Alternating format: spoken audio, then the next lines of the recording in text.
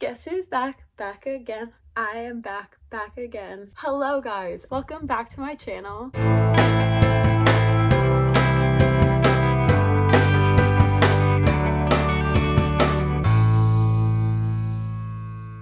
If you haven't been here before, I'm Olivia and I like to talk to you guys about mental health, mental wellness, mental illness, and skills that everybody can use in order to better themselves. Whether you're somebody supporting a loved one, whether you're somebody struggling, whether you're somebody that's just on here and wants to learn a bit more, whoever you are, welcome to my channel. I hope you get something out of it. I believe everybody can, including myself. So I think the last time I talked to you was in the spring, and it was an update before I actually went back into treatment. I recognized that I needed to jump on it before it got worse. So a little update, I'm no longer there. It didn't really turn out the way that I expected it to. I expected to go do a certain program and transition to another program to deal with some mood and anxiety issues, but things don't turn out the way that you necessarily expect them to.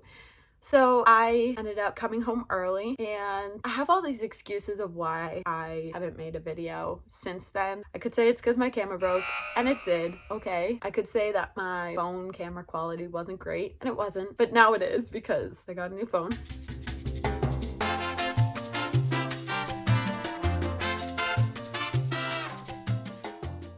I could say all of these excuses, but the real reason why I haven't created a video is because I've been living life. That's something that I felt so guilty for, but I needed that time for myself and to really learn about myself and integrate back into... Can you come and help me for 1 second? I'll be back. I'm back.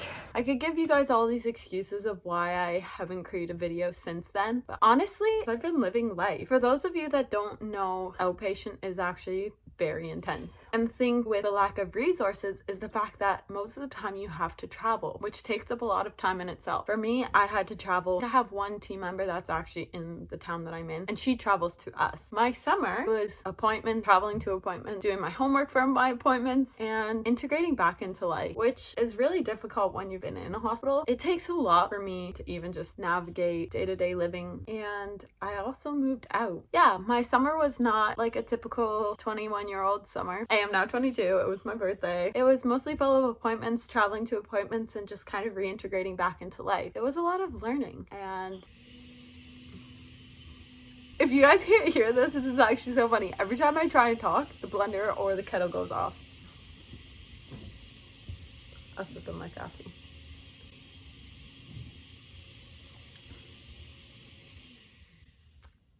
Good timing. I think she's making tea too. That's the kettle.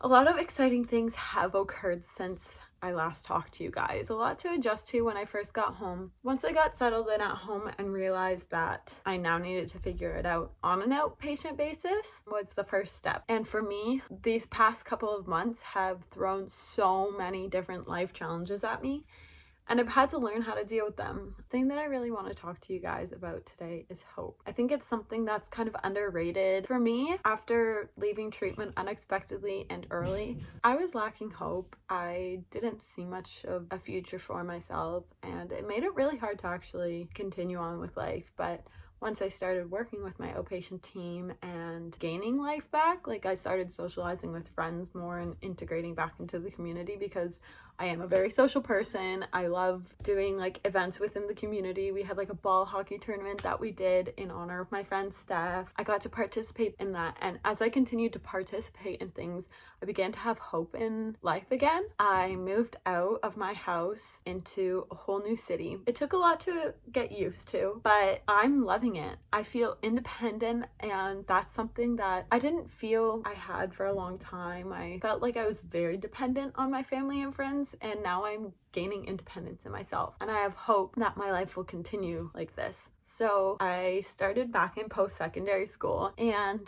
again, it was a lot to get used to. It's a lot for anybody to really adjust to, whether it's your first year, your third year. Post-secondary is not meant to be easy. It's difficult, and it throws so many different challenges at you, socially, emotionally, environmentally. The whole thing is a learning experience. But as I was continuing to participate more and more in life, I began to have more hope in myself and in my future. And I think that's so important because if you don't have hope and you don't believe, then it is going to make things harder and it's going to make things feel more like a burden. Whereas if you have hope, you have some strength that will carry you through the tough times to help you create those visions. When I didn't have hope or belief in myself, I needed to rely on others to have hope and believe in me. And people did. I was so thankful to be surrounded by amazing friends and family in a community that did have hope in my future until I was able to have hope in my future. Now I'm beginning to see that I am capable of things, and that's something that I've always struggled with because I felt like I wasn't deserving, but I can't express the feeling that hope gives you. It takes a lot of work. Like, I didn't get here overnight. It took a lot of time and patience and compassion for myself and from others as I continued within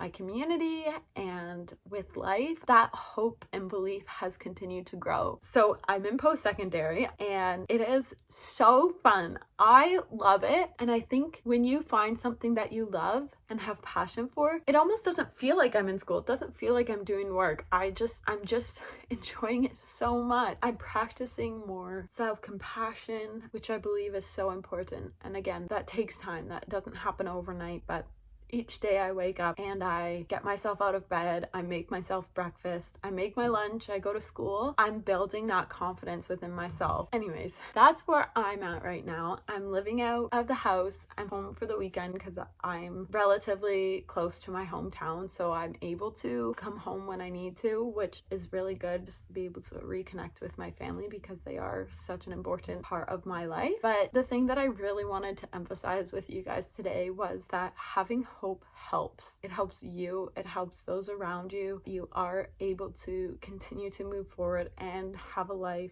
that you deserve. Anyways, so I'm gonna leave you guys at that and say have hope within yourself and for others. So that's a little update, a little blurb. I want to continue to do more videos. I love sharing with you guys. Subscribe to my channel, like this video, follow me on Instagram, Facebook, social media, and have hope. Remember to be kind to yourselves and just keep swimming.